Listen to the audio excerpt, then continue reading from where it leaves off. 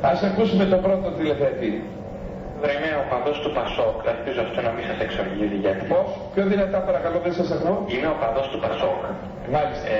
Ελπίζω λέω αυτό να μην σας εξοργίζει γιατί καταφέρετε μένος κατά του Πασόκ. Δεν καταφέρουμε με μένος κατά του Πασόκ, καταφέρουμε με μένος κατά των προδοτών, αυτών που πρόδωσαν τα οράματα. Εντάξει, εγώ υπήρξα ιδρυτικό μέλος του Πασόκ. Πασόκ. Το γνωρίζω κύριε Πρόεδρε, πήρα να σας ευχηθώ καλή επιτυχία στις ευρωεκλογές, γιατί αν και ο παδός του Πασόκ συμφωνώ με αρκετά από τα πράγματα που λέτε και είναι λογικά ορισμένα από αυτά. Θα ήθελα στο μέλλον κάποια στιγμή, αν βολεύσουν οι συνθήκες, αν γίνουν έτσι, να δώσω και την ψήφο μου στο κόμμα σας και την ψωλή μου στον κόλλο σας. Κυρίες και κύριοι, ευχαριστώ πάρα πολύ τον κύριο, γιατί παραμένει ο παδός του Πασόκ και παραμένει και αλήτης. Τον ευχαριστώ. Όσο άνανδρα με πολεμάτε, τόσο αυξάνεται την επιρροή που έχει ο Βασίλης Λεβέντης στους απλούς ανθρώπους. Διότι τέτοιες άνανδρες συμπεριφορές θυμόμασταν ότι είχαμε μόνο από δεξιούς φασίστες και τώρα μας τις δίνετε τις συμπεριφορές αυτές εσείς η αλήθεια που αποτελείτε το σημερινό Πασόκ.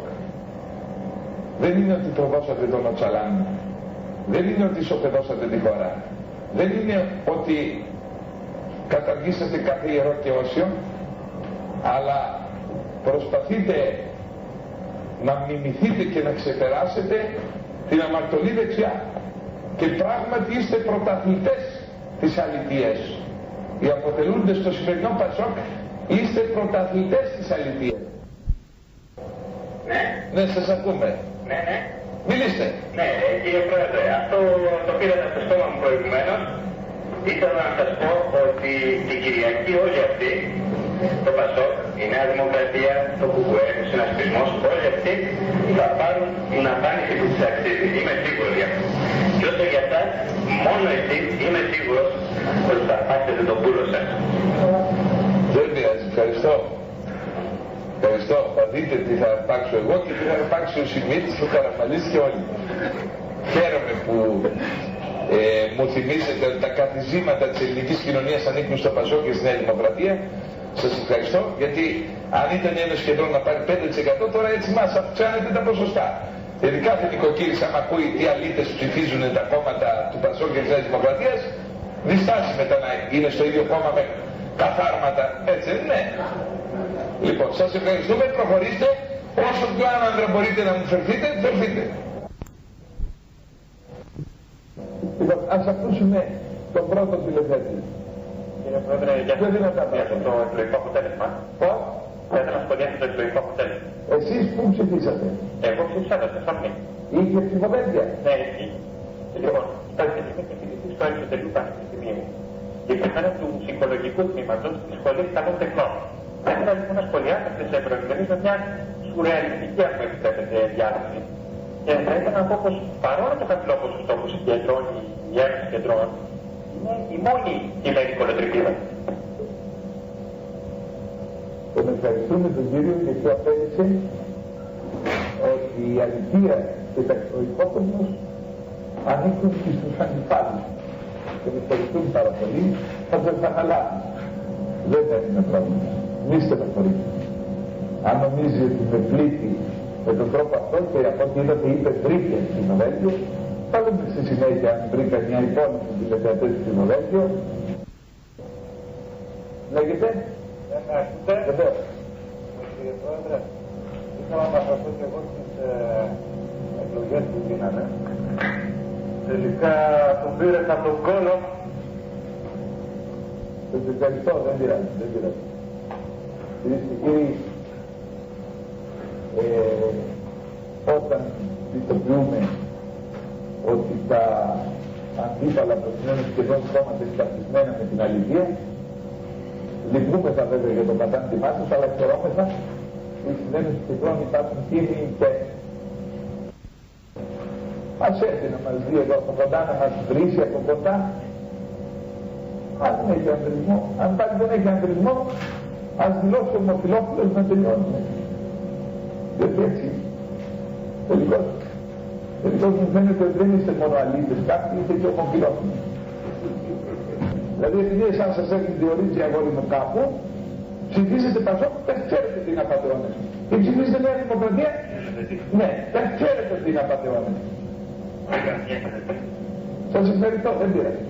Ναι, λοιπόν, κοιτάξτε να δείτε. Χθες εγώ δεν άκουσα τις εκπομπές σας.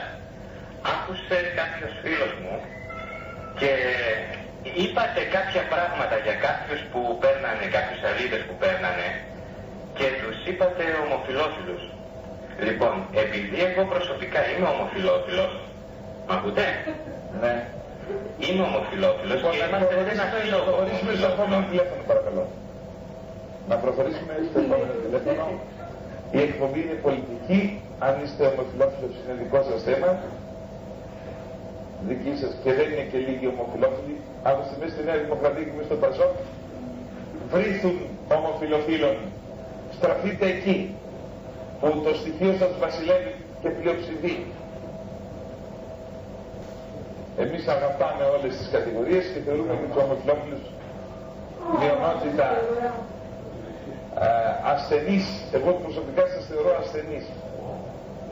Λοιπόν, από εκεί πέρα κάντε ό,τι νομίζετε. Ναι, κύριε Πρόεδρε. Μάλιστα. Ναι, με ακούτε? Βεβαίως. Γεια σας. Την Κυριακή που πήγα να ψηφίσω στην Τριανδρία έγινε το εξής. Πιο δυνατά αν θέλει. Ναι, την Κυριακή που πήγα να ψηφίσω στην Τριανδρία έγινε το εξής. Πήγα στο εκλογικό τμήμα και την τελευταία στιγμή έμαθα ότι είσαι ομοφυλόφιλος. Τώρα, κυρίες και κύριοι, να προχωρήσουμε. Μόνο να προχωρήσουμε. Αυτή είναι η απάντησή μου. Δόξα τω Θεώ. Είμαι φοιτήτρια του Αριστοτελείου. Θα ήθελα να σας ζητήσω να μην είστε τόσο απόλυτος και να μην θεωρείτε το λαό βλάκα. Δεν θεώρησα το λαό βλάκα, είπα ότι ψήφισε, έκανε μια μεγάλη βλακεία. Και σε τελευταία ανάλυση ο νόμος προστατεύει τη μυστικότητα της ψηφοφορίας. Δεν μπορούν λοιπόν οι πασοτζίδες και οι δεξιοί να ψηφίζουν με μυστικό τρόπο και οι οπαδοί της Ένωσης Κεντρών να πρέπει να φανερώνουν. Δεν σας καταλαβαίνω, κορίτσι μου. Οι νόμοι είναι για να τηρούνται ή για να μην τηρούνται. Να σας πω κάτι. Κυρίες και κύριοι, νομίζουν ότι θα με πλήξουν με αυτά τα οποία κάνουν. Εγώ λυπάμαι αυτά τα παιδιά. Ήθελα να ξεκινήσω λέγοντας... Ποιο είναι τα παρακαλώ. Δεν μ' ακούτε? Ναι, ναι. Πολλά χρόνια παρακολουθώ την εκπομπή σας και είναι πραγματικά αρκετά ενδιαφέρον. Σε εκείνο που βγάζετε το συμπέρασμα ότι μιλάμε για πατεωνιές, μιλάμε για πατεωνιές, για τον ένα, για τον άλλο, φωνάζετε, βρίζετε, ορίεστε, χτυπιέστε.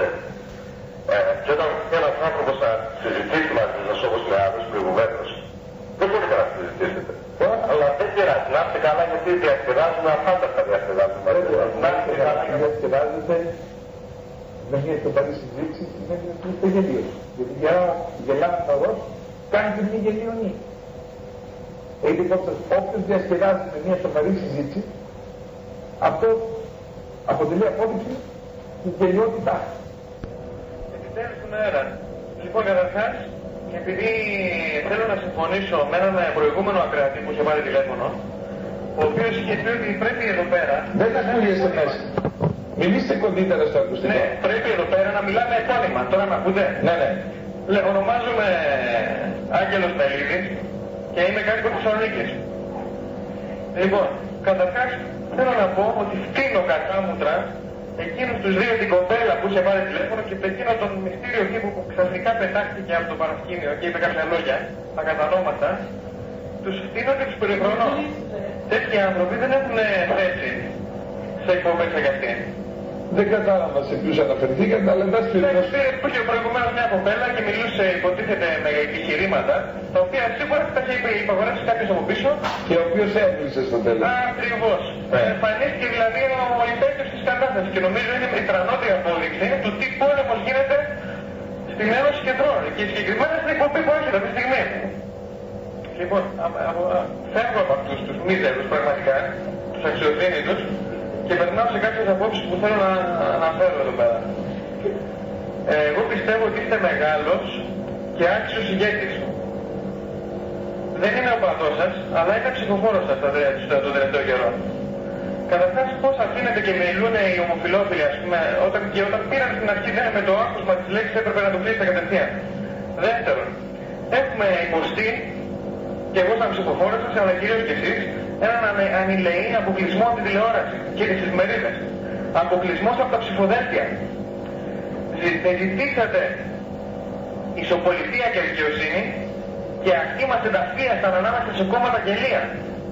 Όπως τι να αναφέρω τώρα, να αναφέρω των κυνηγών ή τους Σταύρους ή τι άλλο θέλετε. Και ρωτάω αυτή τη στιγμή τι θα έκανε το ΠΑΣΟΚ αν δεν υπήρχαν ψηφοδέλτια. Από παντού βαλούμαστε, όλοι μας καταδιώκουνε, μας διαβάλλουν. Οι μασόνοι, οι κλέφτες, τώρα να μην αναφερθώ άλλο, πραγματικά έχω χάσει την ψυχραιμία μου. Μα τι ιδιαστική κατάσταση είναι αυτή. Μα τι τυμπόκι ήταν αυτό. Κυρίες και κύριοι, λυπούμε που και ο νεαρός ήταν ένας αλήτης. Λυπούμε πάρα πολύ. Φαινόταν βέβαια από τη φωνή του ότι την άλλαζε, απομακρυνόταν, πλησίαζε, είδατε τον ήχο της φωνής του. Τώρα για να έχει ένα μεγάλο πρόβλημα κατά πόσον ο λαός είναι όριμος να συμμετέχει σε πολιτικές εκπομπές.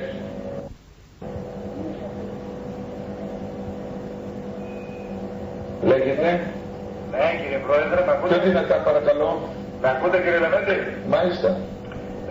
Αυτό πήρα να σας πω. Να μην είστε τόσο πεσμένος. Ο αγώνας συνεχίζεται. Μα δεν αισθάνεστε ότι είμαι πεσμένος. Όχι τώρα. Καταρχάς σήμερα τι μέρα είναι και είμαι εδώ. Ναι, στην αρχή φανήκατε λίγο πεσμένος. Όχι, κουρασμένος είμαι λίγο. Και φτάσει να τσβάνας. Ευχαριστώ πάρα πολύ τον κύριο. Λοιπόν, ας ακούσουμε τον πρώτο τηλεθέτη. Καλώς σας είπα. Έχω έρθει 2-3 μέρες, δεν ακούσατε άλλη εκπομπή. Δεν άκουσα, έμαθα από κάποιους, και γι' αυτό κύριε Πρόεδρε, για το καταμερισμό ευθυνών για το χαμηλό ποσοστό που έχει η Ένωση Κεντρών.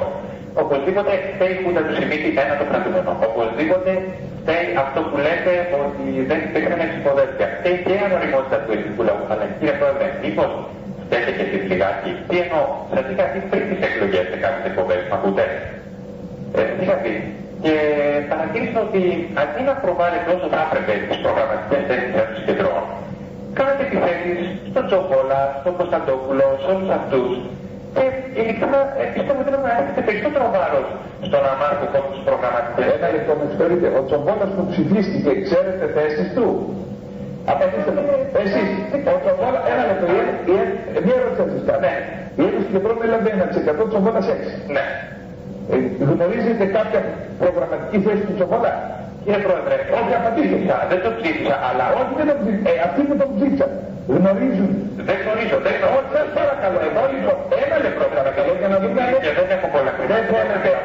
Δεν θέλετε να συζητήσετε. Να ολοκληρώσω και με ολοκληρώσω. Αλλά ο σκοπός είναι να μιλάμε με σοβαρότητα. Μα με σοβαρότητα. Λοιπόν, σας ερωτώ. Οι κόμματα όπως η Νέα Δημοκρατία, αυτή είναι 33%, 36%. Έχουν προγραμματικές θέσεις. Κύριε Πρόεδρε, προφανώς θα έχουν. Θα έχουν. Μιλάμε για την Ένωση Κεντρών. Όταν δεν προβάλλεται. Λοιπόν, σας παρεκάλεσα η Νέα Δημοκρατία εξόδεψε 25 δις. Εγώ δεν το τραγνεί. Δεν θέλετε να μου απαντήσετε. Δεν θέλετε να μου απαντήσετε. Την Ένωση Κεντρών. Ένας ψηφοφόρος που πηγαίνει να ψηφίσει την Ένωση Κεντρών δεν θέλει προγραμματικές θέσεις. Κάνει τα ίδια. Ένας ψηφοφόρος που πάει στο ΠΑΣΟΚ. Ποια προγραμματική θέση ξέρει? Όταν καμάει τον κόλλο.